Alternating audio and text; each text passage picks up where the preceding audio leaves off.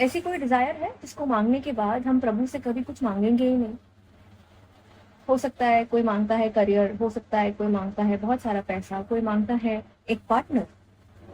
ये सारी चीजें मिलने के बाद क्या हमारे डिजायर्स का एंड हो जाता है? नहीं, उसके बाद भी चलता रहता है। एक के बाद कुछ ना कुछ हम हमेशा उनसे मांगते रहते हैं।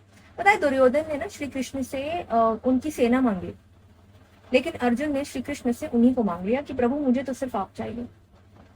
जब तक आप परमात्मा की बनाई हुई सृष्टि की चीजों को मांगते रहेंगे ना, आप कभी संतुष्ट नहीं रहेंगे। लेकिन जिस दिन आपने उस परमात्मा को ही मांग लिया जिसने पूरी सृष्टि बनाई है, उस दिन आप समझे कि आपसे बड़ा धनवान इस संसार में कोई नहीं है। क्योंकि जिसके साथ परमात्मा हो, आप समझ लो, जिसके साथ परमात्मा है तो सारी सृष्टि तो आपके ही साथ है ना।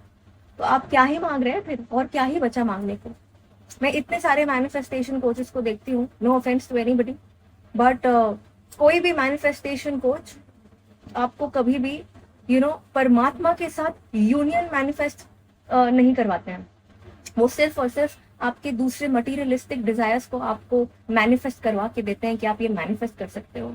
क्यों हम कभी परमात्मा के साथ अपना रिलेशनशिप मैनिफेस्ट नहीं कर पाते हैं?